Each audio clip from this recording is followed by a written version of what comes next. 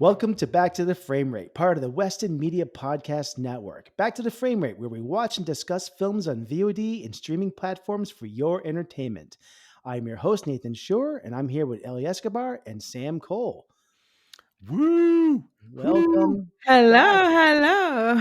I said that just like John Malkovich in The Line of Fire. And he's like, woo, woo, and he's like watching the president in the audience all creepily. That's a deep cut there, Sam. That's awesome. Ellie, I love your hat. I mentioned this before we started, but I feel like it's perfect day to be wearing that. You didn't get I don't think you understood what I was talking about, but Nicholas Hoult, I think, is just cast in the new Superman movie as Lex Luthor. But you're telling me that's not in honor of that casting, which is a disappointment. No, I just really like Superman. On a much happier note, the Marvels rebounded at the box office this weekend. About 9 million? Huge hit by dropping 80%, the worst fall off in Marvel's history. So I'm gonna see it on Wednesday because I have not ever missed any of the MCU movies in the theater. So I want to see it too. Yeah, I'm gonna go. Yeah. But I almost went last week, but I think a better movie instead. I think we might both mention it in our in the movie musings later in the show, Sam. But let's get to this week, what we're going to be discussing. I think this is going to be a good one. Ellie, where'd you go? I'm here. For our non-video watchers, Ellie just disappeared for a moment. But, just wanted to see if you were paying attention. We're always paying attention. We're always watching. We are watching the 1989 movie Black Rain from Ridley Scott. And I have a trailer queued up here. This is a glorious trailer. Check this one out. A New York City cop on the trail of a killer.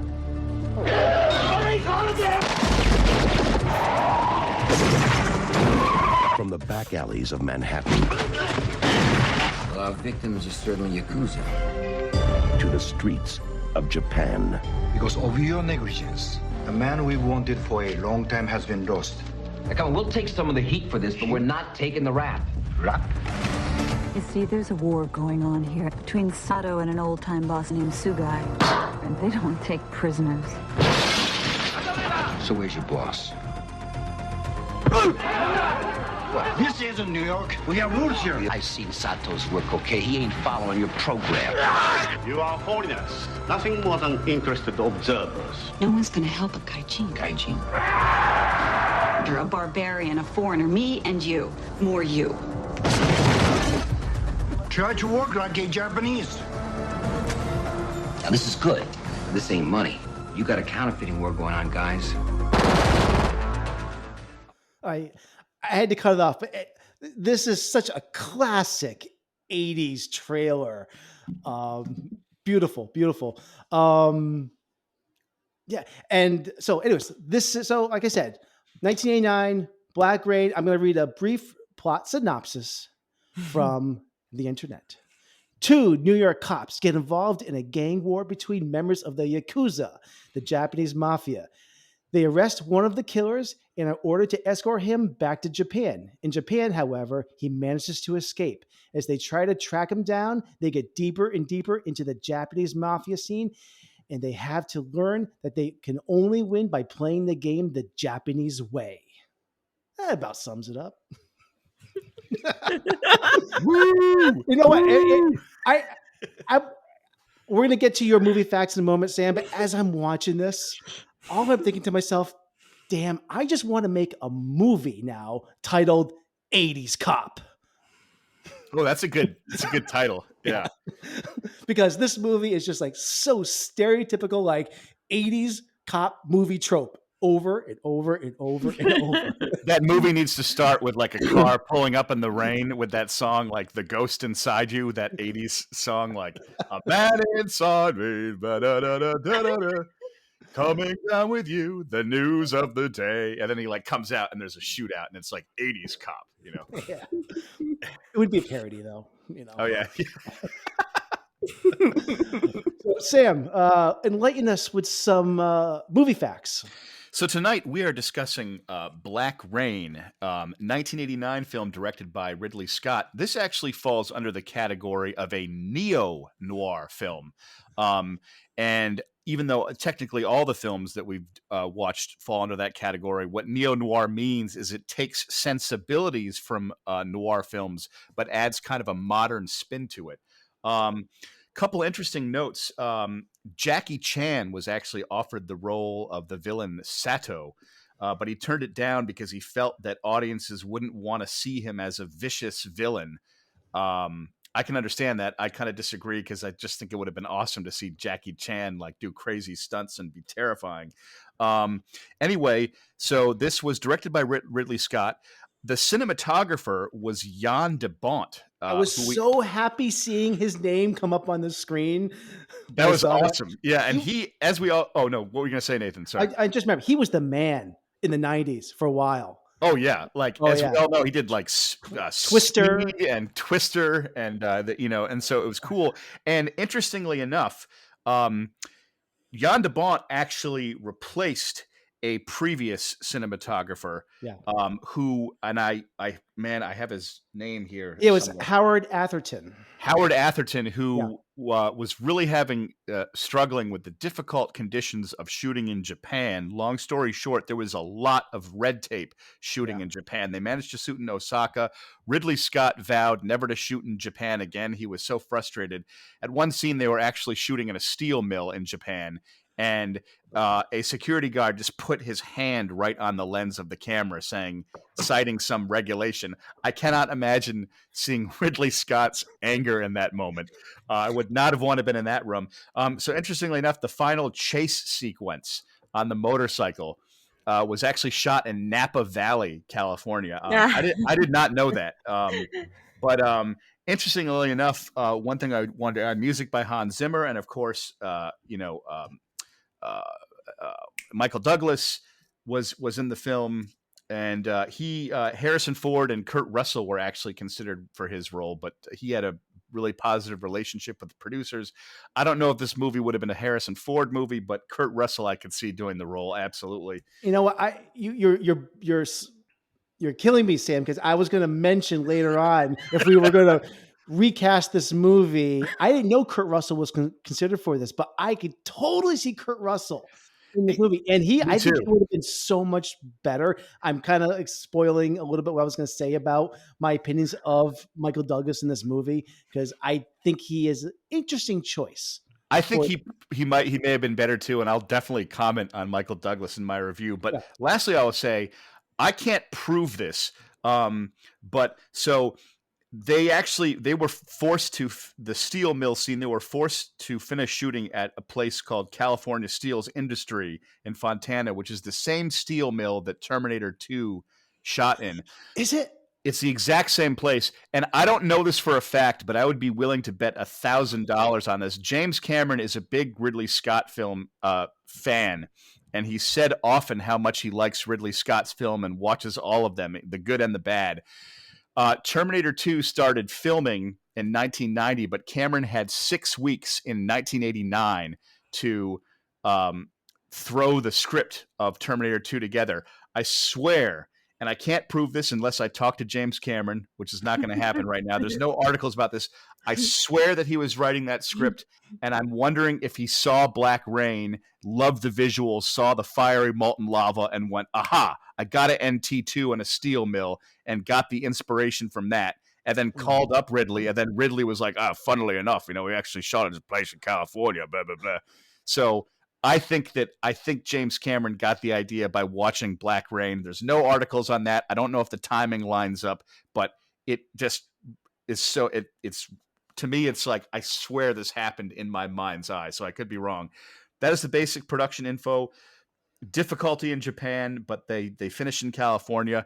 There were some Japanese not major characters, but bit parts that they had to renegotiate with the actors. They could not come back to Los Angeles, so they cast lookalikes. So moving from Japan to California provided real problems. But lastly, I'll say this was actually a box office hit. It cost $30 million and worldwide in 1989 made $134 million, That's really which good. is Yeah. damn profitable. I did not know that. I didn't think it bombed, but that is a bigger movie than I thought it was. Came out in September of 1989 after the legendary summer of Batman, Lethal Weapon 2, Indiana Jones and the Last Crusade, and many, many more.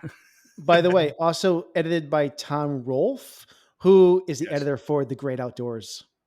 No way. Yes. That The Great Outdoors is not a high quality film, but I love it and it is stupid, but I will always enjoy it and I will always watch it. I have a soft spot for The Great Outdoors. We're going to always tie everything into The Great Outdoors, I think. All right. All right. Thank you, Sam, for the movie facts. Let's get into our thoughts on this film. Ellie, I'm going to hand it over to you for this. Oh, Yeah. You're ready, right? First of all, I need to ask you, have you seen this before? no, No, of course not. of course All right. not. This is not my genre. Were you aware of this movie before? Never. Never. So you're walking into this fresh. Okay. What are your thoughts on Michael Douglas? Oh, okay.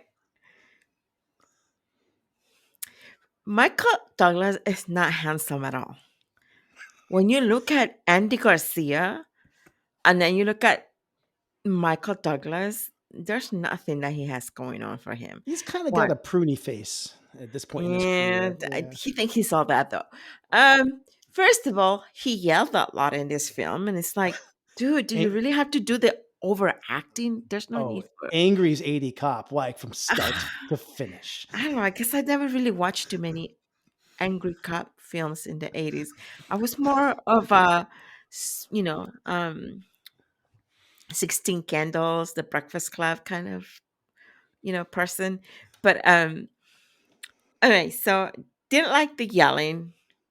Loved Andy Garcia in this film. I love his outfit. I love his face. I love his funniness.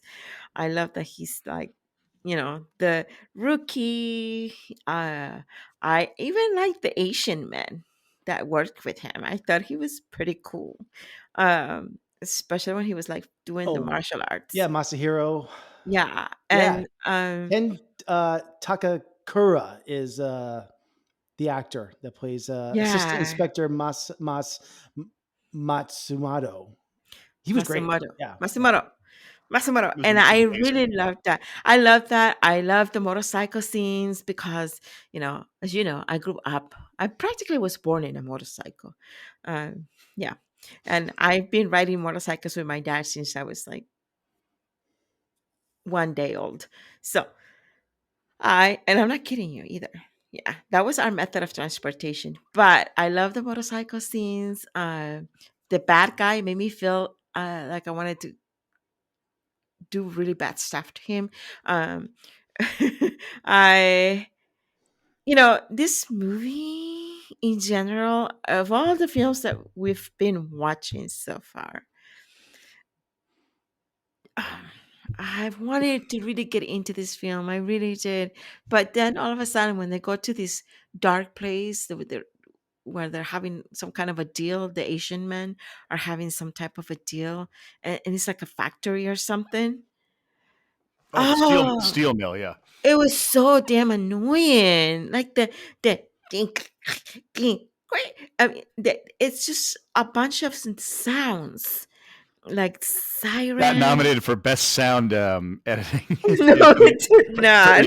For the Oscars, yeah, 60-second Oscars. Yeah. Like, I had to interrupt because the perfect time to place that was like it did, and the sound that you didn't like in the steel mill, by the way, was woo, woo. Oh my God!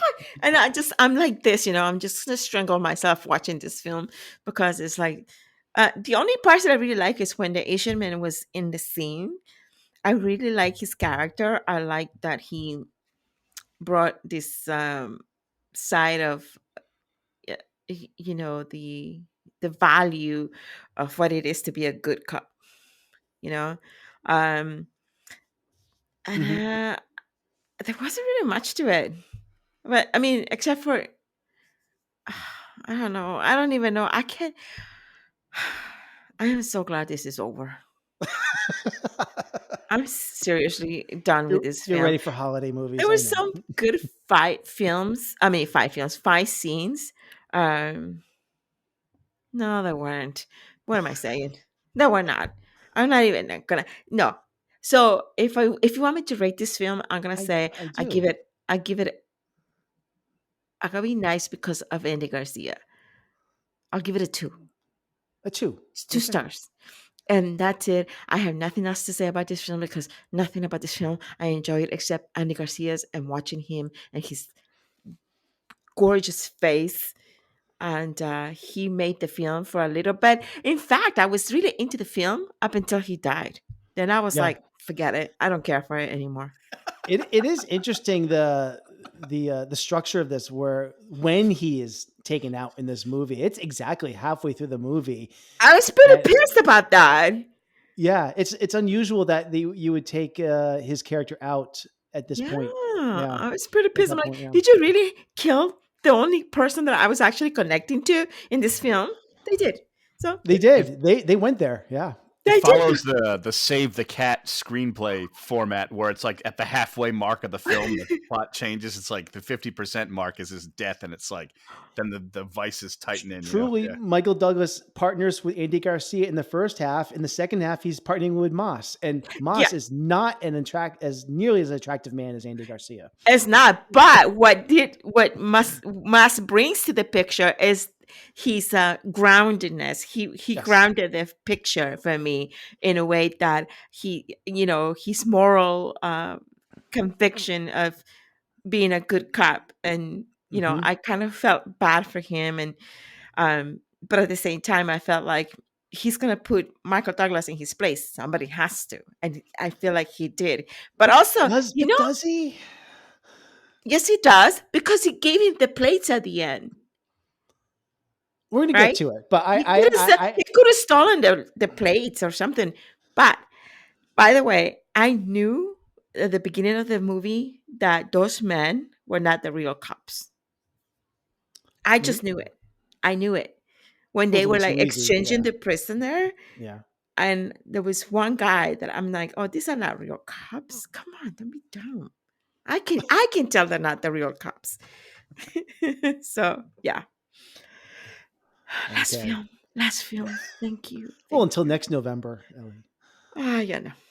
Okay. No, really? Oh my god. I quit. I quit. I quit. We'll see where we get there. All right. Thank you, Ellie. Sam, how about you? What would you like? I'd love to hear your thoughts. So for me, what's interesting is with the other movies we reviewed, I try to give them reviews that are sort of like outside of my own perspective, with trying to acknowledge them for their quality.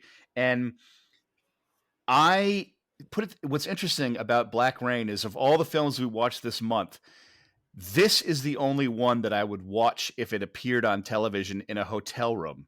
The other movies I would just change the channel, but Black Rain I would watch several times. For me, here's the thing about this movie. Like I think that the story and the screenplay, maybe it's kind of paint by numbers action plot. But I think what's interesting is Ridley Scott like douses it with as many snazzy camera angles and lighting and style as he can. So it makes you feel like you're watching something that is possibly more heightened than it actually is. And so I don't think it transcends any of the genre. I don't think it's great. I think it's entertaining, but it feels a bit like a dour Lethal Weapon Japan. You know what I mean? Like Sam, I forgot the screenplay. I'm thinking there's only 10 sentences on that screenplay. Was there? No, I mean only like 10 lines. There wasn't really a dialogue much to the screenplay. It was just like dialogue, but it's more like it's just more like the story is a bit paint by numbers. And so I enjoyed this movie. I would give it like a solid 3 stars because I am entertained. I am entertained when I'm watching it. but it doesn't transcend the genre. One thing that Roger Ebert said about it, he said that it doesn't take the opportunity to examine a kind of fish out of water thing when they get to Japan. And the thing about Michael Douglas is he's so one note. He's and then he gets to Japan and he's like the same. The thing about Michael Douglas is I love Michael Douglas. I think Falling Down, the Joel Schumacher film, is his best performance, and he thinks it's the best. In this movie, no disrespect to Michael Douglas, but he plays it. I just get this feeling that he thinks he's cooler than he is. Yes. Where he's like, I'm a badass in this movie. And it comes across really kind of like, comes across in that poster. It comes across in the poster, and I love Michael Douglas, but there's a kind of one note element where he's so pissed and he's so aggressive and he's just kind of angry that I find it unintentionally funny in some scenes. I mean, there's one scene where like he's talking to someone and they're not cooperating with him, so he like headbutts the guy. And then he's like, "What did I do? That was really funny." But I just don't. It doesn't quite land for me, his performance, and so I like the action and I like this. Okay, but this movie is like it has half its feet in like a Lethal Weapon, let's make a summer blockbuster, even though it came out in September. It has another foot in film noir. Wood-legged. Yeah, and so the movie, and really Scott did this, so it definitely has that whole like Blade Runner like vibe for it as well. Yeah, and I love the look. I love the look. I love Kate Capshaw. I like the cinematography. It just the movie doesn't quite land in either genre that it's dabbling in, so the result is kind of a middling film that I'm entertained by, that I would watch again, but it's just not, it does not rise up to the level of greatness. So I would give it a solid 3 stars. I enjoy it. I like the supporting cast. I think I forgot to mention this, but the guy that played Sato, who has played Sato, Yosaku Matsuda, I'm not sure if I'm pronouncing that right. He actually was sick with cancer during the production and died. And this is his last film. I was like really sad about that. But it's one of those things where Ridley Scott is such a great visualist, and he's applying top-level visuals to a somewhat mediocre story that's okay, but it just doesn't. I'd almost prefer it was totally film noir or 100% Lethal Weapon mayhem, and it's just kind of in the middle. That's my general assessment. But I'd give it 3 stars because I have watched it a couple times. I know it has a cult following, and I enjoy it. And I enjoy myself while watching it, and I find it amusing. And because of my upbringing, I'm always going to have a soft spot for 80s and 90s action and kind of testosterone. And like when him and Andy Garcia decide that they have to be like involved in checking out Sato's hideout, so they like jump onto the bus and show their IDs. They're like, we're coming along. Like that was, the movie is amusing to me, like it, but not great. 3 stars. But entertaining, middling. Yeah. So my thoughts. So like we said before, this was shot by Jan de Bont, and like I said earlier, I forgot about this, and I got the biggest smile on my face when I saw his name in the opening credits. I actually screamed out, "Jan!" Because I'm a big fan of his work. He was a cinematographer on Die Hard, in Hunt for Red October, yes, in Flatliners. He was the man for a while in the 90s in Hollywood. And honestly, when I compare his cinematography in this picture to those other films, this might be his crowning achievement as far as cinematography. That's Don't incredible. Don't get me wrong. Those are much better films. But whatever him and Ridley Scott were going for as far as a visual aesthetic, it absolutely worked for me.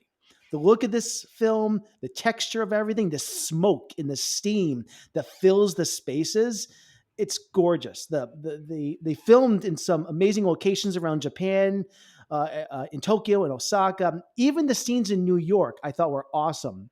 Ridley Scott mentions in the director's commentary that those scenes were inspired by the French Connection, actually. I actually went back and I listened to the entire director's commentary.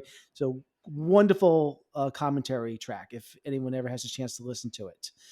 Jan as a director, another discussion. Speed and Twister are a lot of fun, but there are some stinkers in his filmography. we're not here to talk about that. That's another podcast. Are you kidding me? The House on Haunted Hill was incredible. Just kidding. The haunting. The haunting. That's right. So, anyways, I gotta say, so while I'm watching this, I gotta say how much I miss the way movies were made in the 80s and 90s, especially this action thriller genre.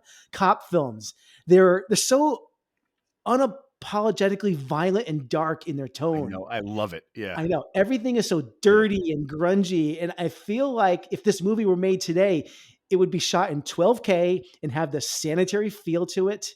It would also never dare to have this movie's pacing.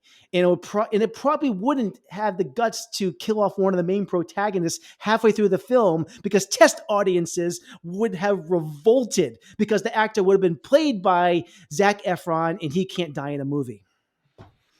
I hear you. I read a whole article on Screen Rant saying how, like, well, Raiders of the Lost Ark is too violent for modern audiences and it's not sensitive enough. And I was like, all right, Screen Rant, unfollow. But overall, I feel this is still not top tier Ridley Scott, but it's still good. And I do, I know there is like a cult following to this, but I do feel like it's dismissed mostly as just another cop action thriller from the late 80s, early 90s, which at the time, Hollywood was turning out so many of these. And I think this just kind of got thrown onto the heap of a lot of other films. I think a lot of people don't even know that this is a Ridley Scott movie. It just kind of got dismissed. A couple years later, there's another film titled Rising Sun that I couldn't help compare this to. I like it considerably more. It's a different story, but it deals in a similar way with American and Japanese relations surrounding a murder. I know we're not in a recommendation self segment here, but I'm just thinking out loud, and it's just another movie that came to mind that's reminded me of this, and I like it a little bit more. That's based off a Michael Crichton novel, isn't it? I think it is. Yes, Yeah, I think it is, that's a good movie. Yeah. Yeah, but Black Rain, good movie, probably more style over substance for my taste. Technically, no, all that much I can say that's wrong with this, but the pacing could have been a little bit better. And I wish the character of Michael Douglas, where he plays Detective Conklin, had a better arc. Yes. I'm going to get into the arc a little bit more in our discussion, but I loved Kate Capshaw and Ken, was it Takura? And the other guy that plays Sato, who, like we said, he passed away shortly after this. He is such an awesome villain. 80s villains are so good, and he is way up there.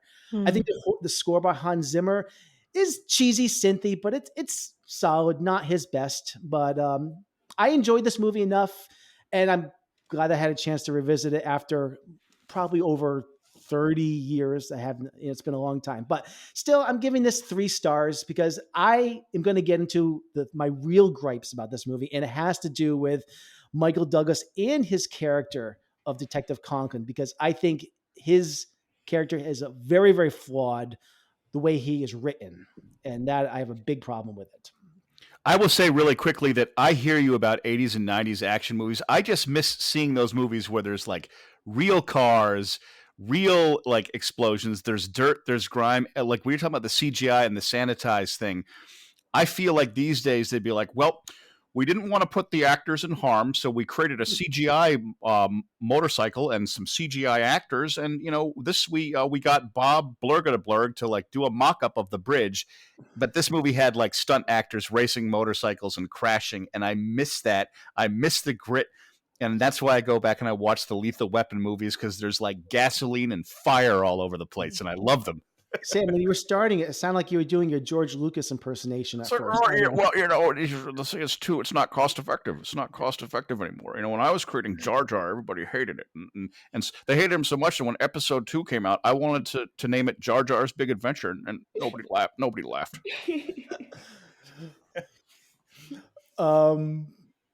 Okay, so let's get into this a little bit more.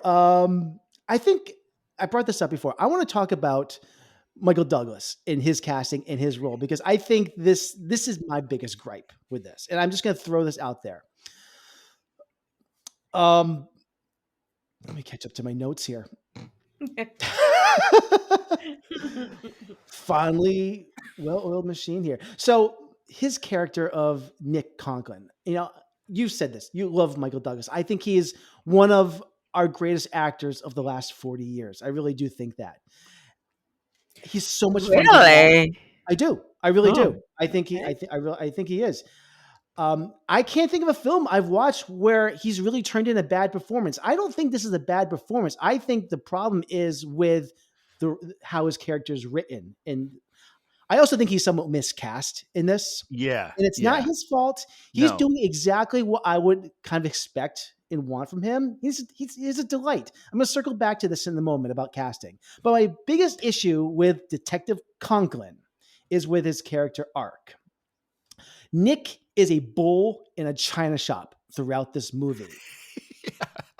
This is a fish out of water story. Nick is in Japan. He's a tough as nails New York cop, doesn't take crap from no one because it's just the way things get done in New York.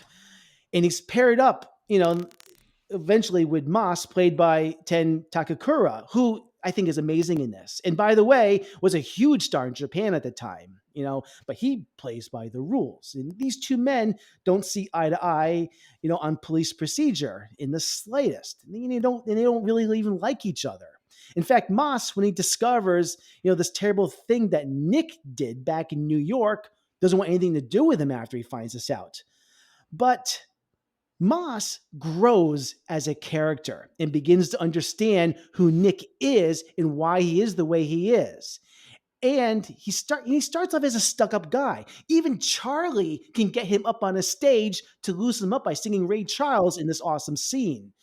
So I love how Moss develops as a character throughout this movie. And on the contrary, Nick doesn't change at all. He remains this pig-headed, ignorant American who from the same way he was in the beginning of the film. He doesn't immerse himself in Japanese culture. He doesn't learn really anything from Moss. He doesn't grow as a character. And I think that's a major problem with him and this film. And it detracts from the film for me. What do you guys? Could not agree more. Because I like Michael Douglas a lot too. I think it's the writing where it's kind of one note. And I think there could have been more of a character arc. I mean, I liked his history with how he stole some money to pay for his family and the sort of corrupt cop stuff. But the problem is it's so one note throughout that I would have preferred to see him in New York and see him get to Japan and be so outmatched by the world of Japan that he, creates an arc or has an understanding or changes, but he's just burp, burp, burp, burp, burp, burp, burp. And unintentionally, his kind of flat-footedness amuses me throughout the movie because he's so aggressive that he's consistently a jerk without nuance, and it's funny to me because you just want to say, God, just chill for a second, man. So Yes. I totally agree, and I think it's the writing, and I think he did the best he could, and I think he was miscast, and honestly, Kurt Russell Was he really miscast though? Because there are real human beings who have no arc. That's true, but So But in this kind of movie, in the movie, an arc would have made it better. Even in this movie, there are I think that he's portraying that type of human that will never change. It stays the same. No matter what situation, what scene, where he is, he's going to be the same jerk, the same. He's going to talk the same. There's no changing that person. I get that. That is oftentimes how people are. And I can applaud that in many movies. Not necessarily in late 80s, early 90s, like cop action movies where I wouldn't expect that. And I don't think that works for this kind of movie. Maybe a P.T. Anderson movie that works or something, Yeah, and this cop genre, it's like I almost feel like Kurt Russell as Snake Plissken could have shown up and been like, I'm looking for Sato. I was thinking about what other it's funny. I didn't even know that Kurt Russell was even considered for this, and he was the first person I thought of that may have been, because he kind of has that snarky, attitude about this. I was thinking about other actors, late 80s. I thought of two other names that maybe Nick Nolte, maybe, I don't know.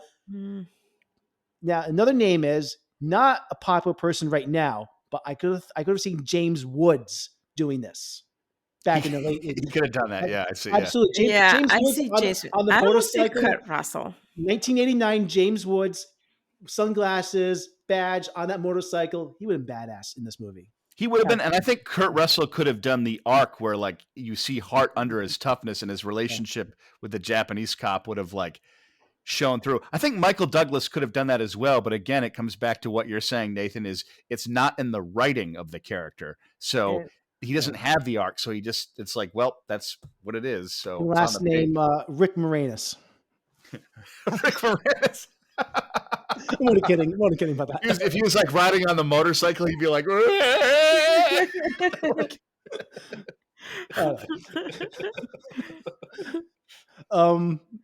yeah. So few other I do like Michael Douglas though in the television series that he just it just ended actually. He's coach, you acting coach. You mentioned the Kaminsky method. The Kaminsky method, yeah. I did like him in that show. He did a really great job. So I like Michael Douglas's Instagram a lot because he'll just post videos where he's like, I hope you guys have a good weekend and, you know, have fun and you deserve it. And I'm always like, thanks, Michael. I appreciate that. Because he does. He just wishes people happy weekends a lot. Yeah. Kate Capshaw. Now, I think I have only seen her in Temple of Doom. I mean, she's been in a couple other things like Dreamscapes, Space Camp, Just Cause. I know I've seen these movies somewhere along the line. I cannot recall, but I was so impressed with this. And I think that she is one of the MVPs of this movie. She plays Joyce, the nightclub hostess, who is a very interesting character in this. It seems that her character is in a compromised position being this hostess. She can't overtly be seen helping Nick with the case, or the Yakuza would find out. And I don't know if she would lose her comfy job there or something much worse. What I didn't buy at all was the kiss at the end of the film. Was there some romantic chemistry that was missing between her and Nick? I don't know. That felt very, very tacked on. But overall, I just want to say Kate Capshaw, solid supporting performance here. Which I never expected. I don't know this actress really. No, but Sam, what did you think? But I did love her hair. I liked her a lot because I'm so used to her Temple of Doom performance that it's because I haven't seen her in many other films, so it's fascinating to see her as a completely different character. And I just think she's a really good actress. And I just humorously, because she and Steven Spielberg didn't get married until 1991, but I pictured they were probably dating by this point. So She's married to Steven Spielberg. Oh yeah, and I didn't know that. I pictured her and Steven Spielberg like going to see this in the theater and talking about it afterwards, and her being like, "Steve, what did you think?" He'd be like, "Wow, the lighting was great. That wide angle shot that they use when the push and the pull, that was a good picture. It was a good picture." And I'm a huge fan of Steven Spielberg, by the way. I love No, it. you don't say. You don't say, but yeah, no, I just thought she was. I completely bought her in her performance, and she just fit well into that nightclub, and like that's a strong compliment for me because she just inhabited the character. If an actor does not inhabit the character, or if they draw attention to themselves in a way that is detrimental to the film, then it's like a glaring thing for me. To me, she just. You mean like Michael Douglas? She belonged in the world of that film.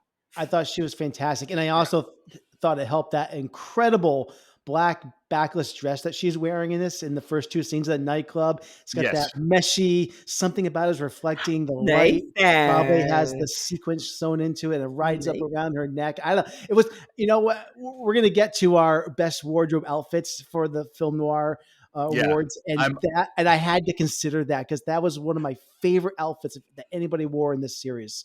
I'm on your page 100%. Unless it wasn't white, because everybody else has been wearing white in every scene. Oh, yeah. So, let's see. Any other things that we can mention here? We talked about Andy. Oh, we have to talk about Andy Garcia. in his performance as Detective Charlie Vincent. A couple of thoughts here. I've come around a little bit on this because at first I was thinking, this is not a real person. He is way too optimistic. He's in too green to be working alongside this hard-nosed partner in Nick. Throughout all these horrible things that they are encountering, he had this like wry smile throughout, and he's cracking jokes. I felt like he didn't fit into this world. But honestly, the more I thought about it, he did offer, levity that this film really did need. And his performance was still a lot of fun. I love this phase of Andy's career. Between this Untouchables and Internal Affairs is right around the corner as well. In the director's commentary, the scene where he is, I think, at the nightclub singing with Moss, Ridley Scott says that afterwards is the day that he learned that he was cast in The Godfather 3 as well. Oh, he must have been really happy. Yeah, he's up on there like, yeah. But I think he's really good in Godfather 3 as well. I think this is my favorite period of Andy Garcia's career. Mm-hmm. So, anyways, I think I came around on him. At first, I was like not digging it, but it is a necessary part of this. I came around on him. If I would say just one thing about Ridley Scott's direction, in my opinion, Ridley Scott's best movie will always be Alien, because for me that everything fires on all thrusters. Sometimes with Ridley Scott, not all the times, his aesthetic beauty and the way he shoots things somewhat removes me from the visceral experience of the storytelling sometimes. And so when I'm watching the motorcycle chases or the action scenes, I feel so much attention to the composition and the lenses that I don't necessarily feel connected into the energy of what's going on screen in the way that someone like Richard Donner, albeit not as much of a visualist as Ridley Scott, puts me right in if it's like Lethal Weapon, a totally different genre, but like Lethal Weapon or like Lethal Weapon 2, I'm like in the moments, I feel this kinetic energy. And sometimes Ridley Scott, at his best, he's incredible. At his worst or his mediocre, I just feel this kind of painterly sense of removal where he's using these kind of long lenses and I don't feel as attached to the material. And that happens to me in watching this movie, where it makes me feel a little bit removed, even though I still enjoyed it. But so like the set pieces are fine, but I don't feel kinetic energy when I'm watching that. And I wish the movie just had a little bit more sugar in it or something like that. Just a feeling I get when watching the film. Did you feel the kinetic energy during Andy Garcia's death scene? What did you think of that? I felt that. I felt that a lot more because that scene was less about that scene was less about kinetic energy and more about impending doom. And I thought that Ridley Scott did that really well. As soon as you see the first motorcycle just kind of veer into the frame and veer out of it, and you see them walking out of the nightclub, and Andy Garcia is really drunk. Immediately, even the first time I saw the film, I was like, oh man, this is not going to end well. You can feel darkness approaching. Yeah. So it's good. Like he's definitely good. He just sometimes Ridley Scott shoots with, I don't know if he shot with multiple cameras in that film. Sometimes he does that. And I feel that sometimes he has this way of shooting that sometimes work. And sometimes like, I wish it was more single camera storyboarded, even though it is, but it's just the feeling I get when I watch some of his movies, not all of them. That certainly does not happen with Alien or Gladiator or, oh my God, how am I blanking on the name? The one with Matt Damon on Mars. What? The Martian. The Martian. Duh. Yeah, that's where I feel that Ridley styles complement, fuels and helps those movies ascend, whereas this movie, I think he took a mediocre solid script and was trying to inject his Ridley Scottness into it, and it just doesn't quite work, even though I love the way it looks. The cinematography is incredible. This is my feeling. Yeah. Okay, well, I think we can move on to our MVP scene. for Black Rain. Ellie, do you have something queued up or? Yeah. I Yes. want to say the very beginning of this movie with the motorcycle was for me the scene that, The motorcycle race in New York? yep, I love Oh, motorcycles. really? I love motorcycles, and I used to go watch motorcycle races with my dad, or since I was little, and I even tried to ride a motorcycle once when I was 10 years old. So any scene with a motorcycle in it,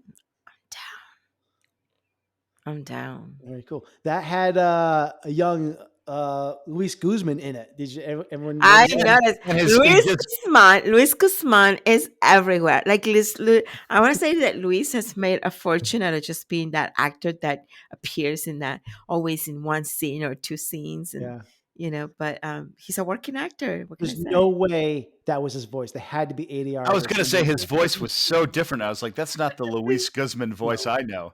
no way.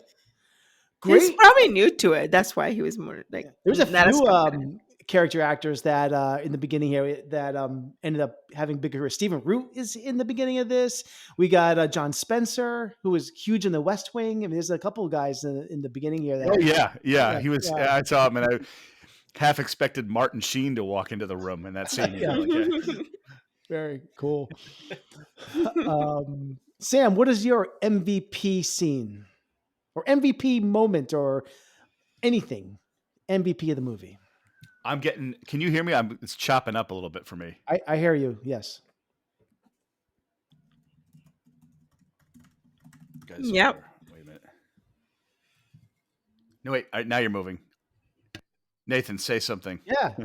Go for your MVP scene, Sam. Okay, so my MVP scene for Black Rain, I would have to say it would be Andy Garcia's death, just because it's right in the middle of the film. It's very, very memorable.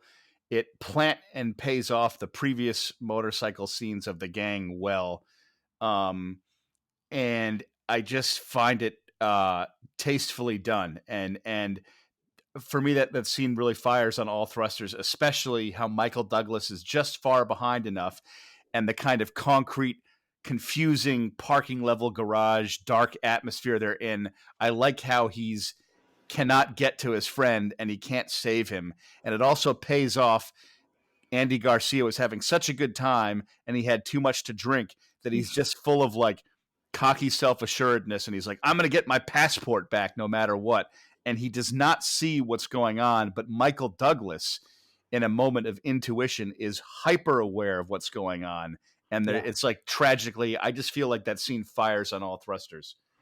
Absolutely, yeah. And a different, more twisted director would have made Andy Garcia's head get cut off and roll down the cement and like bang up against the like grate and like be like, I was waiting for that, but it didn't They happen. went through the whole thing. They had like a whole fake head stuff, and they didn't really use it for the movie. In the behind the scenes documentary for the movie, they showed how they had like a wax head and how they did it, and they went through the whole ordeal where they showed how they sliced the head off, the head rolls down, it landed like head face up looking at the camera. I'm like, yeah, but we don't see that in the movie. It's much more tastefully done in the final cut. it was tastefully done in the movie. I guess I was reminded of Indiana Jones and the Last Crusade when that blade like chops the guy's head off and he goes, yeah. Yeah. So my MVP scene is more of an MVP shot because it leads into that moment. It's before that. It's actually right after they leave the nightclub where Nick and Charlie are walking through that abandoned street, and all the signs are lit up in neon and everything is glowing like Times Square. And you can see like half a mile behind them, and it's lit up all the types of signs. Plus, it's got that smoky vibrance to it.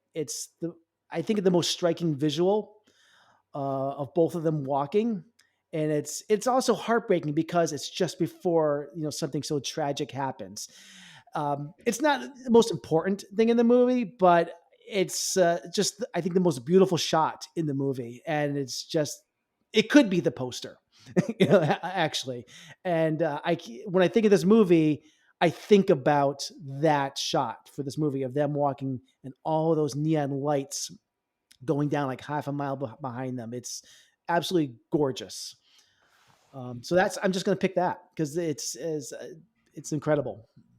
And it's all practical. There's no CGI. They actually got everyone just throw all those lights on the street. It's amazing. I was a random comment in favor of reality, but I was watching a scene from The Color Purple, the Steven Spielberg film, the other night on television, and there's a tracking shot of two people walking in the foreground. Way in the background, there's like explosions happening on a hillside, but they're real. And so they had to coordinate it and time it with the actors, and there's like actual dust flying up in the background. And now they just be like, oh, we can add it in post. And it's like, I miss the craft, you know? Yep. Oh, the craft that could kill you, you mean? Well, I mean, that I disagree with that because they could do it safely, but I do miss the craft of filmmaking. If you prefer miserable CGI, that's your problem. Safety first. Safety first, but the explosion was far away from it. See, the reason it's a non-argument is because it was the way that it was shot, where it's pyrotechnics away from the actors. So, overruled. Right. Let's keep talking, Nathan. Let's get to... I still think... No. And I still think, yes, overruled, as I said. Sam, I'm a Latina. We don't argue. We win. Not tonight, you didn't. Oh, don't. I'm letting you right. win. All right, everyone. I'm letting you win. Yeah, well, I'm going to unfriend you on Facebook. How about that? Not going to be in my films.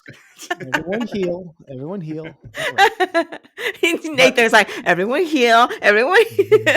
Just to finish my point, the explosions were far away from actors, and it was actually well considered. So no one was in danger with those pyrotechnics due to the distance. But I do understand and agree with safety first. But what you're saying does not apply to the shot that I was referring to. Have you seen The Color Purple? I haven't, because it's the one now Steven Spielberg movie that I don't think I have seen, because we debated putting it on our Steven Spielberg. I saw The Color Purple a long time ago. I can't remember. You convinced us not to include it, Sam. I think. Probably, but it's more. It's a Disney movie a little bit, but yeah. But it was. I just missed the grit of not just pyrotechnics, but actually doing things in camera over CGI. Right. All right. I think it's time to get to this. Something in this field could be releasing the chemical into the air when there's too many of us together. Don't eyeball me, boy. I see your mother driving up and down the street looking at me. I'll be your stepfather about a week. It's a bad time, Bob. I'm serious. If I leave now, I'm not coming back. You ever hear the expression, you got a face only a mother can love? Let's just stay ahead of the wind. That means it's time for wall casting, where we take a character from this film and recast them with Mark Wahlberg. So, let's see. Who wants to begin on this? Are we all thinking at the last minute? I cast him as Sato, the villain.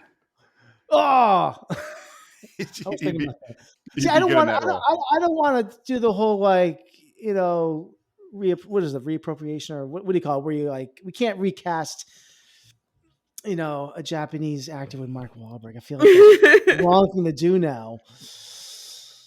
True. But that's be really inappropriate, but it would be humorous. Yes. I'm gonna cast him as Michael Douglas.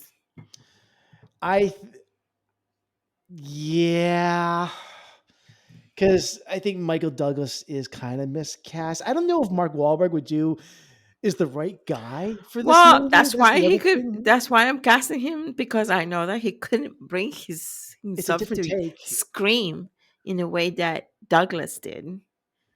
Imagine Wahlberg trying to yell that way. I don't know. It takes a certain kind of power to do that. And I don't think Wahlberg has it. He's very delicate. When he speaks, he's very delicate. Mark Wahlberg doesn't get angry. That's the only role that he can do, because as Ellie just said, she always wins. So we cannot share our opinions now that she said that. I win. I I'm surprised as you stated before, and we're agreeing with you, so as not to start a war with your inept opinion. I'm gonna join you. I'll come for you, Sam. It can't be Detective Vincent because he can't, that doesn't work. Who's the no? Andy Garcia. No. So I'm gonna join you in that. There really is nobody else unless you want to recast Joyce, Kate Capshaw, which seems to be, tracks for what you've been doing lately. Ellie. Mark Wahlberg as the drag queen would be interesting. Yeah. Oh, God. Mark, are you listening? I know it's hard to cast this one with Mark. It is, but I think I have to agree that it would be the Michael Douglas character. So okay. Let's move on. Yeah, let's do it. And this is the part I've been waiting for all month long. We are going to get to our Film Noir Awards Superlatives Spectacular. Are we all ready for this? Yes. This is what we are ready for this. Yeah. So what we're doing here, as we did with our Steven Spielberg Awards, we are going to be going through Best Actor, Best Actress, Best Supporting Performance, Best Score, Best Death Scene, Best Wardrobe on a Character, Most 80s Moment, and then finally Best Film from these movies. And the movies that we are selecting from are 1980s American Gigolo, Body Heat from 1981, Body Double from 1984, and Black Rain. And this should be kind of fun. So I'm excited about this. Are we ready, everyone? Ready as I ever been. Okay. Could I not go first because some of the categories I'm not too sure about. I might have to.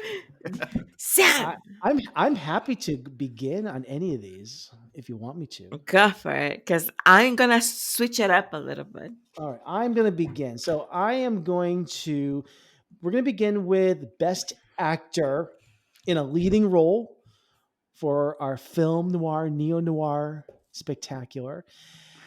And I feel like the nominees it comes down to between the four leads in here. We Richard Gere, William Hurt, Craig Wasson, and Michael Douglas. These are the four men that led these movies. And I'm not going with Michael Douglas because I already explained my gripes with him. Craig Wasson, I could not take seriously in Body Double at all. Number one. And I thought William Hurt was really, really good, but Richard Gere, I think, gets the slight nod over William Hurt because he just delivers, I think, such a subtle and nuanced performance. And so much of his performance is just about the physical choices, the hairstyle, the wardrobe, the way he walks. The role of Julian Kay is very complex. And I think it's just as important what Gere doesn't say or do in this film. It's about a man who's struggling with his identity to the point where there's something almost immature and innocent about him. There's something very tragic bubbling underneath. So I loved Richard Gere in American Gigolo, and he is my pick for Best Actor. Oh, we had to say all this description about it. I love explaining why I picked my picks. I can't help it. Sam, you want to go? It's the same thing we did for Steven Spielberg. Yeah, but Steven Spielberg is Steven Spielberg. I think that the motorcycle scenes in Black Rain should have been replaced with CGI and CGI actors because of safety first, guys. But AI actors. I know. I think safety first is important, and anything we're gonna do CGI and AI actors. And that's very dangerous that you rode a motorcycle, Ellie, and safety first. I disapprove. Yeah, safety my first. dad. When your parents are young, 22 years old, they don't think about these things. My mom actually cool that I actually would like to ride. It's cool that you rode a motorcycle. My dad. My mom was 9 months pregnant with me, and they fell off the motorcycle, and my mom went rolling down. Yeah. Oh man. Yeah. So I I always say, what were you guys thinking? They're like, we I've never weren't. been on a motorcycle ever. I I know they like riding. It's much lesser, but I like riding mopeds a lot. They're not motorcycles. I love mopeds. I can't ride an ATV. I hate the way ATVs feel. I have done that, yeah. My dad's motorcycle was a Honda. Oh, nice. Yeah. My brother has a motorcycle too. Oh, used to. No, but I hear that. we're motorcycle people. Okay, sorry. Who's your best actor? Oh, did you guys? Was I supposed to go? I might have frozen for a second. I'll say my best actor is. I would have to agree with Richard Gere just because he had a lot of like nuance. I kind of on board on a similar page with Nathan because even though in Body Double, I liked the main actor. It was just kind of Body Heat. Body Heat. Yeah, he was just kind of goofy. I know he was supposed to be a regular man, but like, although as you pointed out, Ellie, the other week, he did a great job with the claustrophobic, like when he was stuck. Right, he totally did. Yeah. He totally. I felt it. I felt it too, and I liked. I thought Richard Gere did what he did in the role of that kind of like vapid character well. The reason I would have to give it to him over Michael Douglas is because Michael Douglas's character was just too one-dimensional. So I'd give it to best actor to Richard Gere, definitely not to William Hurt. He was fine, but you know, he just was in love with himself and you know, the movie, you know, so that's my opinion. Great. All right, I decided to do best actor, and it is Richard Gere too.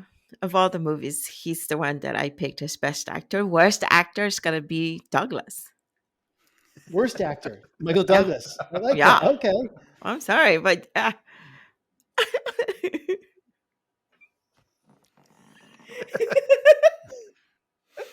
And you've already explained why. That's great. Okay. We're gonna move on to best actress. And let me pull up my notes here. So best actress. This wasn't that hard for me because I felt there's only two, and I'm calling this best leading actress. There's really only two leading actresses in these movies. I felt like there's Lauren Hutton in American Gigolo and Kathleen Turner in Body Heat. There really didn't feel like there was a leading female performance in Body Double. We did have Melanie Griffith, but she was more of a supporting role. I classified her as, and in Black Rain, Kate Capshaw. You know, so this for me had to only be Kathleen Turner. There weren't many options for best actress in these films. So in my mind, you know, it was a no-brainer. Turner in Body Heat, you know, as Maddie Walker, her character, you know, is a great homage to those 1940s noir classics, especially Barbara Stanwyck, her role in Double Indemnity as Phyllis Dietrichson.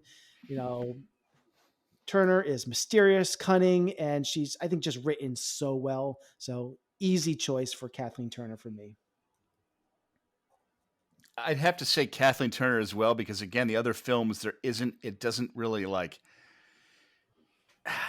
the stories don't have a best actress that shines, or it's like, there's, you know, like Body Heat, certainly doesn't have a lot going for it.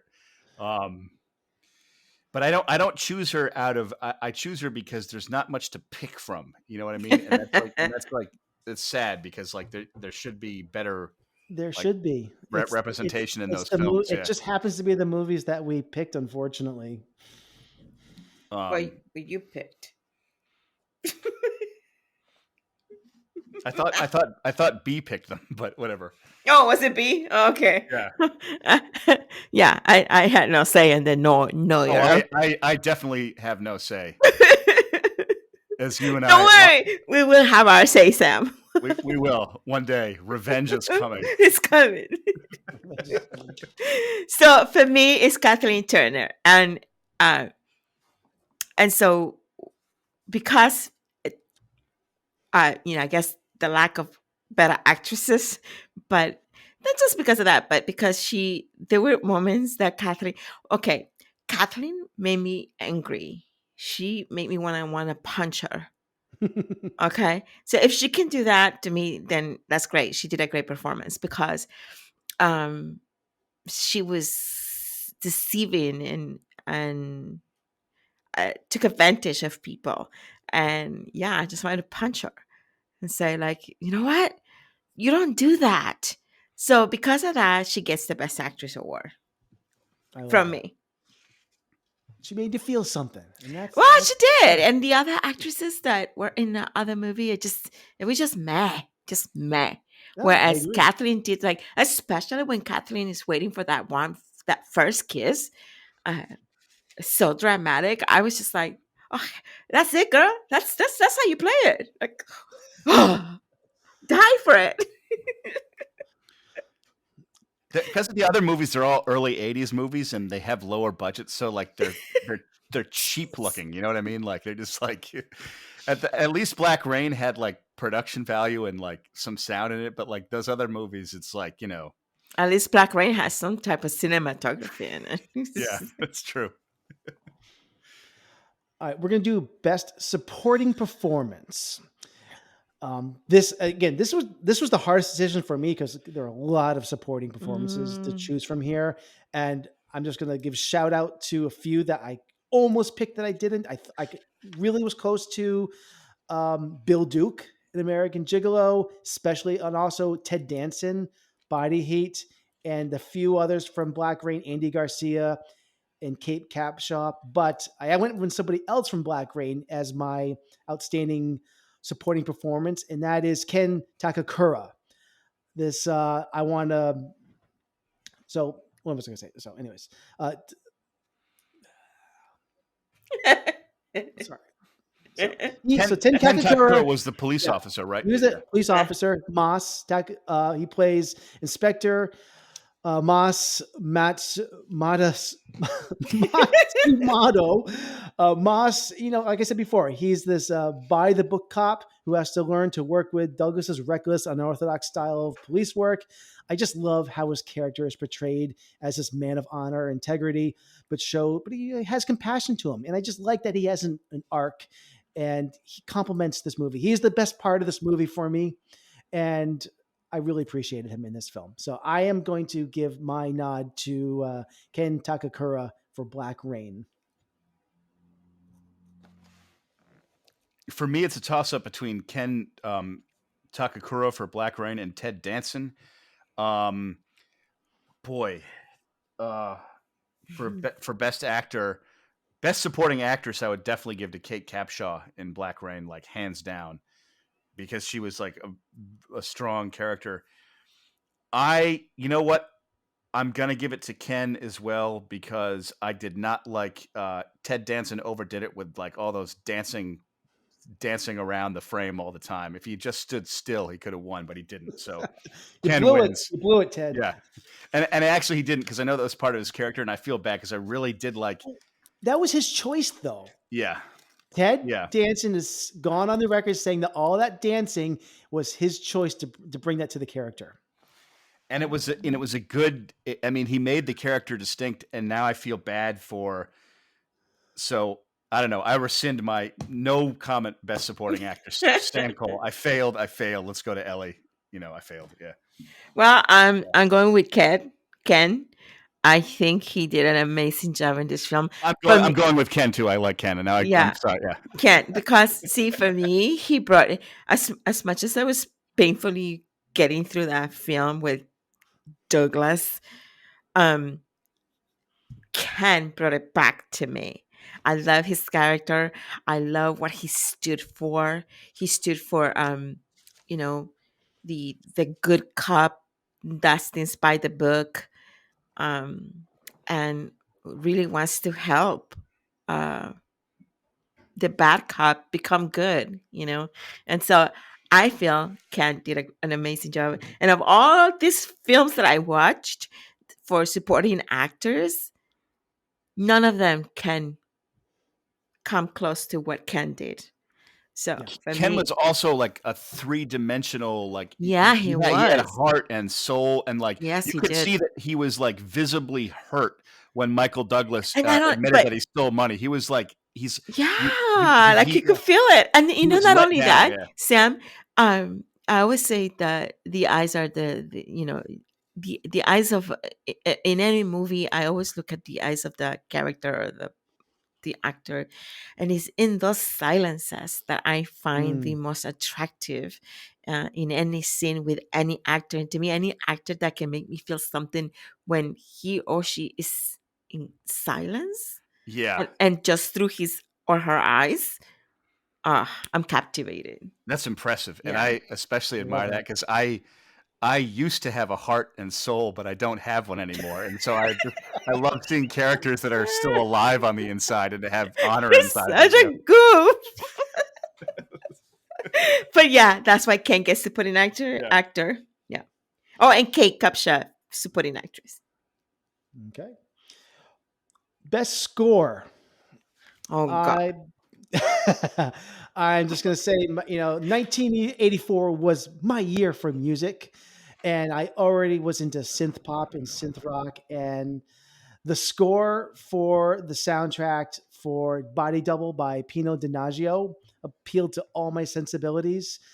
Pino Donaggio's score is hypnotic. All the films that we watched, I do enjoy the score on some level. But Body Double his score deals with all these themes of, deals with the mystery, suspense, and erotic drama, and all these themes. And Pino's composition I think just does a great job heightening those themes incredibly well.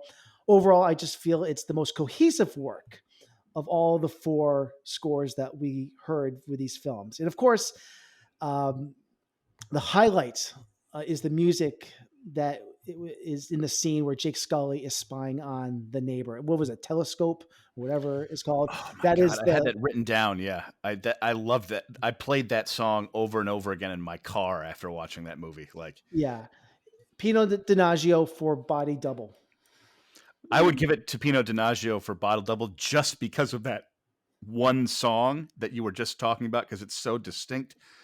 Although second place for me would be Black Rain with Hans Zimmer. It wouldn't win, but just even though it's a little cheesier, it has a kind of melody to it. I think it's also because I saw the movie when I was a kid and I liked soundtracks a lot then, and so that kind of stuck in my head. But Body Double would win because when it comes to Body Heat and American Gigolo, I cannot remember the music at all. Like, I have no memory of it whatsoever. And I don't mean that in like a dismissive way. I'm just saying that it didn't leave an impression on me the way Body Double's music did, or Black Rain's music did. Well, on that note, Body Gigolo was pretty much just a remash of Call Me, Giorgio Moroder. Yeah. It was just a lot of that theme just being reinterpreted in the score. That stuff with him in the car in the beginning was really good. Then the movie started and it was like, oh. Yeah. Well, I like Call Me. I like Blondie. But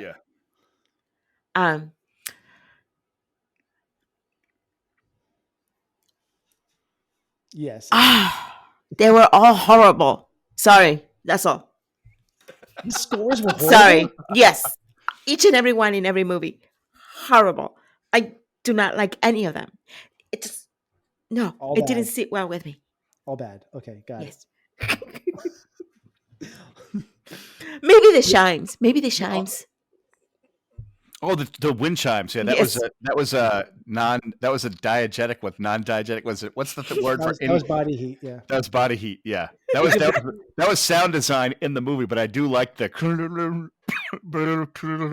Yeah, see, maybe that. I'll give it to that. But yeah, I'm like with Sam. I don't really recall the music. I did. I mean, I guess I liked the music in American Gigolo, but that was like soundtrack. Those were like 80s songs that I liked. But me too. It doesn't count as a score. Like, the composer can't take credit for that. And so, like, there was a score in that movie. Why was it? Well, remember when Richard Gere was walking down the street and it went wah, wah, wah, wah, wah, wah. I mean, they're very I feel so cheesy. good. We're engaging in anarchy over here. I feel bad, but I yeah. think it's time to move on to best death scene. All right, best death scene.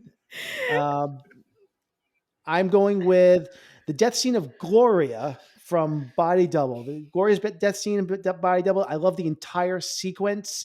I think there's great tension in this. That's the scene where she is being attacked by we'll call him the indigenous man who is attacking her with a giant drill, and she's cornered in against the wall, but the drill gets unplugged, and then she dies when she's on the ground, and you see that drill go sort of like through her. But then Jack, is it Jack? Yeah, is downstairs, and you see the bloody drill come through the ceiling, but he's being attacked by that dog from hell. It is just this glorious moment. I think it's one of the most unique death scenes I've ever seen in a film. So I have to go with Gloria's death scene from Body Double.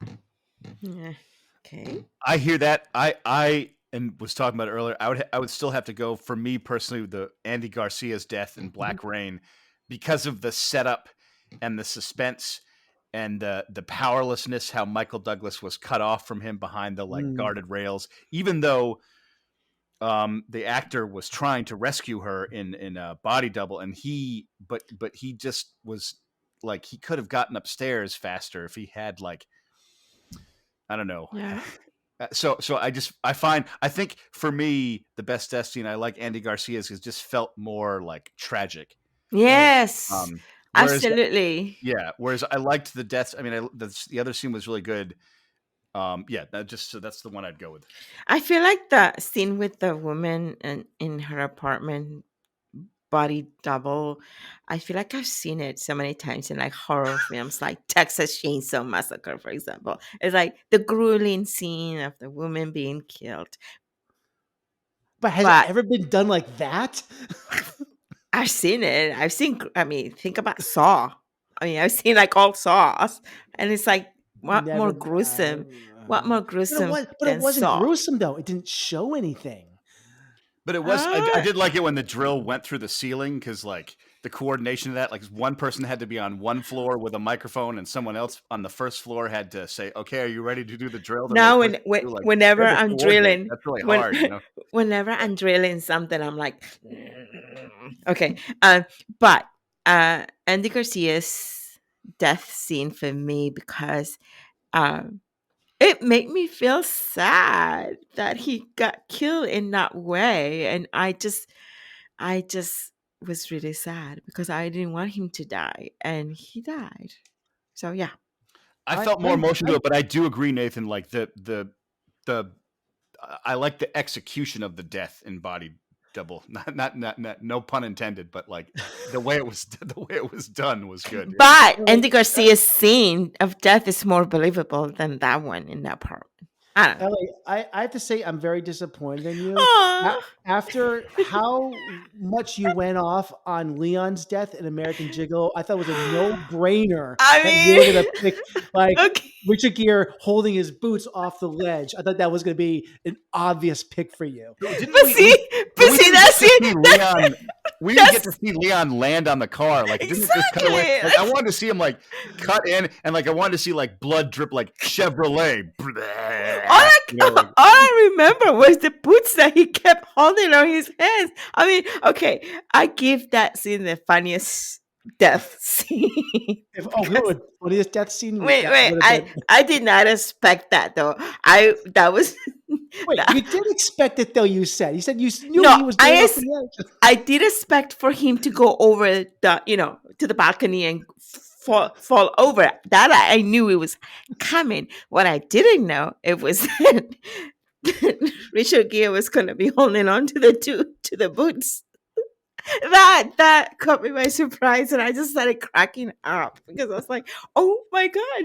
Just the way Richard Gere, the way his body kind of was against the fence, it was just so funny. Mark Wahlberg would have fit well into that scene as like a parking attendant if the body like landed on the car and he was like, "What the f? Whoa, whoa, oh!" Like, Yeah, that's true. Oh man. All right. Next category: best wardrobe outfit on any actor in any scene in this series here.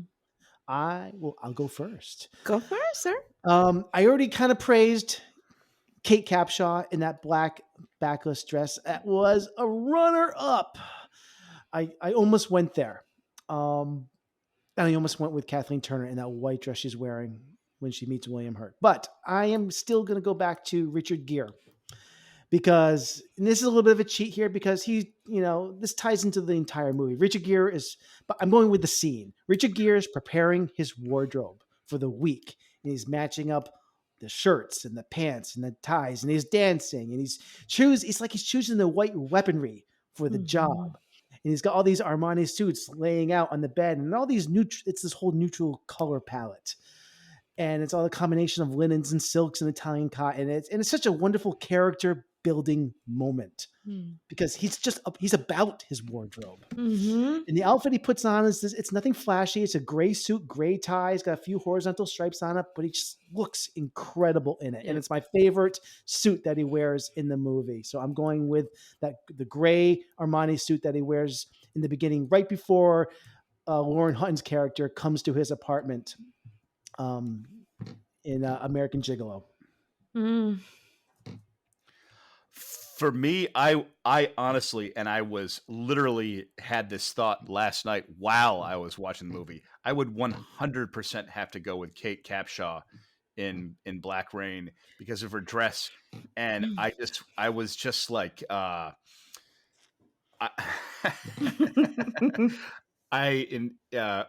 enjoyed it. I'll say that. It's a lot to enjoy. That just fits her like a glove. Yeah. No, exactly.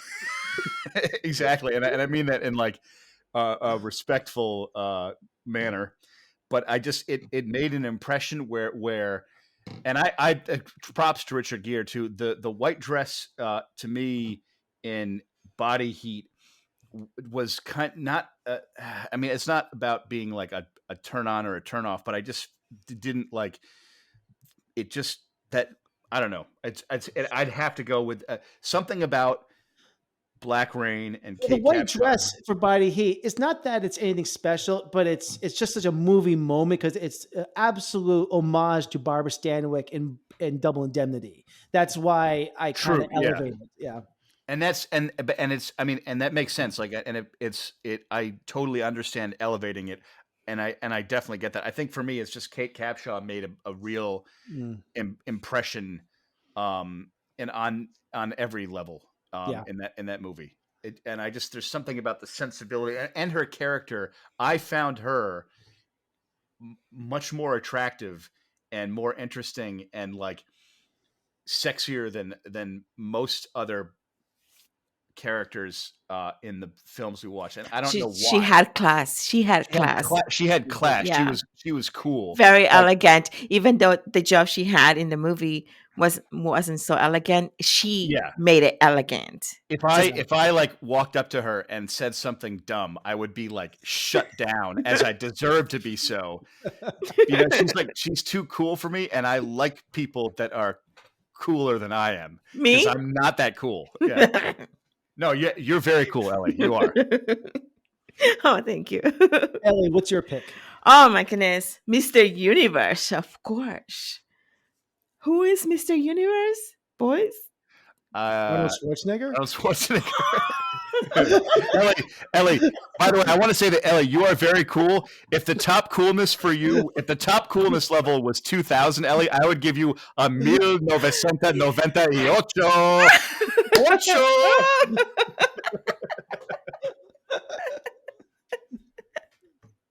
I can't even with the two of you. You're so dumb. I'm like, Schwarzenegger. 1999. Sorry. I can't even. Okay. Richard Gere, when he's at the window, you know, that famous. He's not wearing Noir. anything. Exactly. Oh. My favorite suit is the no suit at all. It's the birthday suit. Birthday suit. Birthday suit. Got it. I mean, did you see that physique? I mean, come on. Just I'm talking about the physique of the body, you know. I'm Yes. asking that. Yes. Okay. Very scientific.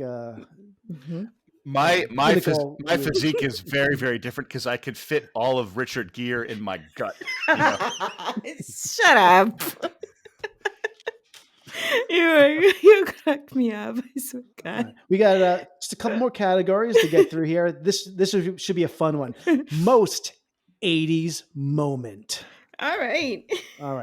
I am going to go with the first crime scene at the nightclub in Black Rain. This begins inside when they find the body, and then it extends outside. This is a great scene. At the time in the film, both Detective Conklin and Detective Vincent are being escorted around by Moss as strictly observers. And they go to the crime scene at the nightclub. Immediately, Conklin and Moss are butting heads, and they're these kind of cheesy one-liners that are really being thrown out, you know, in the sequence. Douglas's Detective Conklin decides to talk to the hostess, Joyce, played by Kate Capshaw. And when Moss inquires if he learned anything from Conklin, but because Conklin isn't happy with the fact that he's designated to be an observer, he's not sharing anything. Instead, he insults Moss, calling him a suit and not a real cop. I just love this exchange. It felt like pure 80s cop film dialogue in all of this moment. It is just, it's tropey, but it is just like I said earlier, 80s cop movie. Like, I'm going to do it my way because that's how we do it in New York. You know, and he just has this dumbfounded look like, what did you learn? And I can't do a Japanese accent. And he just has like this look like, what just happened? So I love it. And it's just pure like 80s magic dialogue. I hear that. It's a tough one for me because I really like the scene in Black Rain when Sato comes into the restaurant at the very beginning and kills those guys. But that scene to me feels like an early 90s. Yeah. Like early 90s, like the mafia. Like mafia. It feels like 1990. Yeah. It's got that like early 1990s action movies have a very like high body count for extras where like a lot of peripheral people get like shot or killed and like no one cares. Like literally in Total Recall, like Schwarzenegger uses the guy getting shot as a shield as he's going up an escalator, and the guy like has the deathiest death, and they're just like, all right, let's get him out of the way so the chase can go on. It's really hard. You know, I'm trying to pick a Black Rain moment. The reason why I say Black Rain is because the other movies like Body Double and Body Heat, because they're directed by like, they have more auteur style directing that doesn't necessarily scream 80s because they would do their own genre no matter what the decade it was. For me, I guess the best 80s moment would be in Black Rain, but there's so many moments. I actually have trouble. It's hard for me to categorize because there's 80s music and there's 80s things in the other films, but the tropes don't necessarily scream 80s, where Nathan, you're right. Like Black Rain is a hardcore late 80s, almost 90s cop movie, but like, you know, maybe it's 80s. Again, it feels 90s, but I would say I would pick Sato like on the plane when like the fake cops come to take him off, and he's like, he points his gun at Michael Douglas, and he's like, phew. I love that like angry, like testosterone, like anger, where it's like funny. Oh my God, I love that explain scene when Michael Douglas does this and just kicks it. Just elbows him in the face. Yeah, that's the thing. The movie is so like it's like pig-headedly 80s, so like unapologetic. Movie like headbutts you with it's like you know, and so it's like he's going all out. It doesn't matter. He's gonna do it. I feel like Black Rain, the whole movie, like it wins 80s tropes because it is so it's like as tropey as it can be. And I kind of enjoyed that because it was like fun and comforting to see an 80s action movie. What's tropey, by the way? Like cliches, movie cliches. Like Oh, cliche, okay. like a thing you would expect from that genre, and like Black Rain does it like aggressively so. How do you throughout. spell that word, tropey? TROPE, is it? Yeah, trope, and then a Y if you want to do like tropey. Tropey. Yeah, trope. Okay. I like learning new words. Not to be confused with trippy, because that's when you're doing drugs. Well, I do know what trippy means. Because drugs are bad, and you shouldn't do them. People, quit tripping me, Sam. Okay, it's a slang word. Yeah, kind of. I mean, it's a slang. It actually is a real word. Yeah, it is. I'm looking it up right now. Yeah. Ellie, So do you have a Sam, pick? mine. So I don't think I understood the assignment, but I picked for a most 80s moment the scene in Body Double where everybody's wearing that neon 80s outfits, and brought me back to my 80s times. And Frankie Goes to Hollywood is the singing. music video scene. Yes, Yeah. I'm so glad somebody picked that. Yeah. Relax, don't do it. That is such an 80s icon. That was my runner-up. I forgot about that. And honestly, American Gigolo has very 80s moments in it. I kind of blanked on that. I apologize. But Yeah, to me that's like the colors of everyone was wearing at that moment is significant of that era. So yeah. And Jake Scully is wearing what looks like an outfit from Revenge of the Nerds or something. Yeah, that was so cool. Yeah. Yeah. Great. All right, last category, big finale, best film.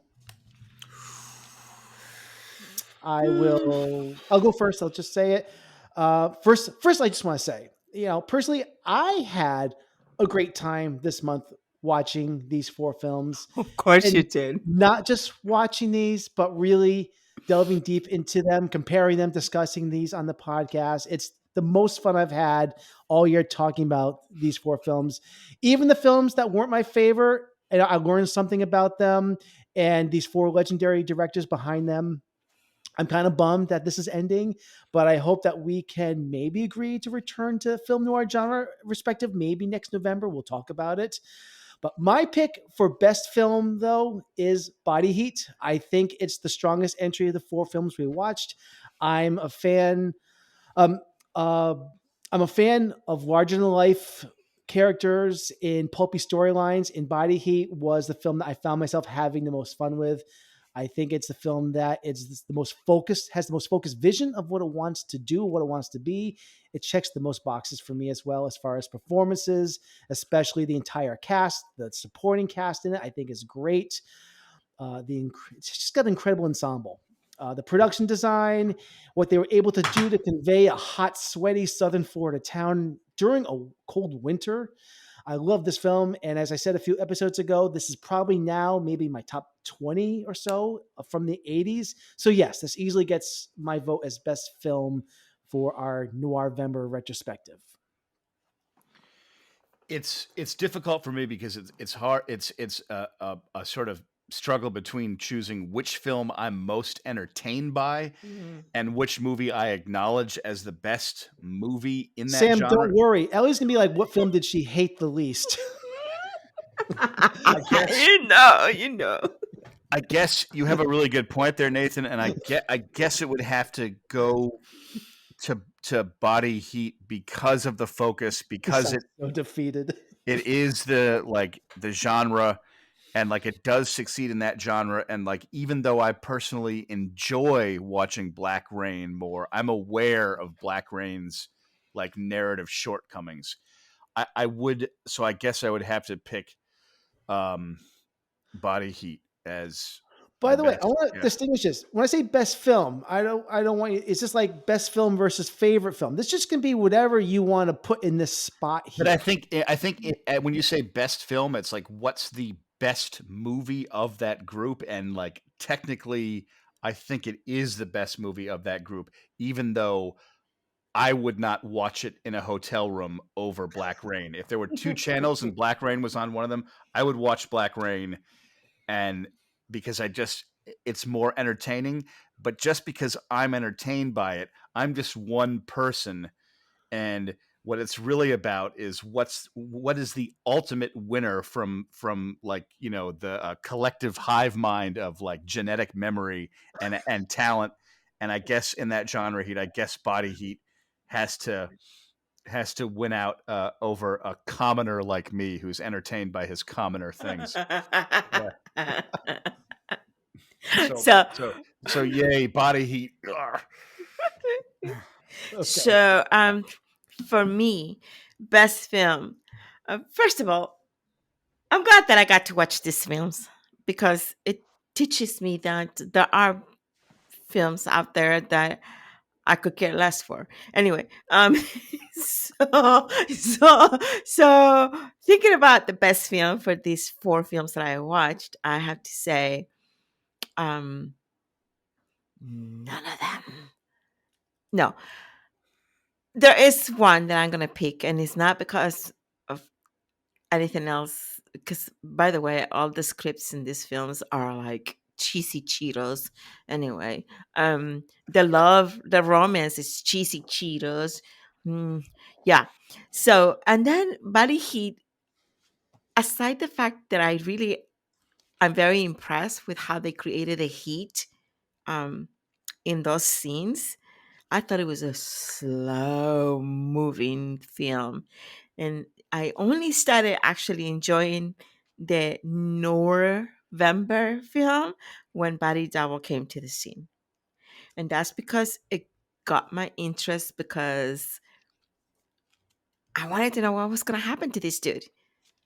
And because I thought it was really funny. There were funny moments where like he grabs the underwear out of the trash barrel. It had a lot of energy to it. Yeah, it does. And where he gets like police doesn't understand that there's somebody in trouble, or he's running out the street and runs into 2 runners and it's like, go, somebody's getting killed. His timing is awful because obviously he doesn't get there in time. And it just for all I picked Body Double because, yeah, it was horribly done, but entertaining out of the 4. So, yeah. I hear that. It was hard for me to pick because I respect film noir, even though it's a genre that I'm not as like emotionally drawn to. And so I don't know. It's really, it was difficult for me to choose, and I'll just stick with my opinion because I know I'm too flippant and stuff with other stuff. But it's hard we gotta do space stuff. I think I've like Interstellar or something like that because I freaking love that. But I'll discuss Interstellar anytime. But I could. Oh my god! Right. But I could do Noir-Vember again if it's like maybe the 1940s. I'm game. Well, when we return to Noir-Vember, I don't think it'll be 80s again. I think we would do it another era, another style of it, Maybe 50s, even Absolutely. 50s, 50s, 60s, 40s. Yeah. I'm down for another era for sure. We'll get to that when we get to it. Yeah. Okay, so that is our Film Noir, Noir-Vember Awards segment. We've been going kind of long, so we are going to wrap up this week's episode. Next week, we are starting a whole new retrospective series. I'm really excited about this. It is going to be subversive holiday films, not holiday comedies, but I guess they are kind of comedies, but holiday films. We're going to be doing that this December. We're going to be starting off with Bad Santa. I'm really looking forward to this. So this should be a lot of fun. Ellie, excited that we're getting away from the film noir genre. Yes, you are. Yes. This will be a lot of fun. Sam, we're going to miss you. You're going to be taking I think a couple weeks off. I don't have then I won't have no one to rival with. I appreciate the kindness towards me. I will be back. I will return, just working on my Walks of World show, but I will definitely return, and then we can get back to discussing the meaning of life, Ellie. You know, and okay. Okay. 1998, 1999, 2000. 2000. My Spanish is not that good. Nathan is like, I said 1998, 1999, 2000. That's yes. what I did. Was this like from the Prince song? No, I just love, like, I just remember I number, yeah, but yeah, true. 2000. Now we're out of time. The party's over. Yeah. I actually heard that song when it turned New Year's Eve 1999, and I had a very boring New Year's Eve in a parking lot. But the song was good. Sorry. All right. Well, that concludes our show this week. We appreciate your listenership. And as a final reminder, if you're enjoying what you hear, please consider leaving a rating and review. I'm serious, people. If you're listening to us, go on to Apple Podcasts, Spotify, wherever you are listening to us, and leave those ratings. It really is helpful to us. To stay updated, please don't forget to subscribe to our monthly newsletter, Frame Rate Monthly, by sending an email to backtotheframerate@gmail.com. Back to the Frame Rate is a proud member of the Weston Media Podcast Network. I should also mention that we are also on Facebook and Instagram. We're also on TikTok now. We have a TikTok account. Yay. A couple of videos that now have about 100 plays on them. So wait, who created that? Did you? I did, yes. Oh, finally. You can find us at Back to the Frame Rate. We also have our YouTube page where we have new video content that is going up there every single week. And of course, the most effective way to support us is by sharing our episodes and our content on your social media platforms. Oh, powerful TikTok, was he? Powerful TikTok. That is it. The show is over. How do I survive this group? I have no idea how I survived this group. Back to the Frame Rate we must go. Goodbye. Bye.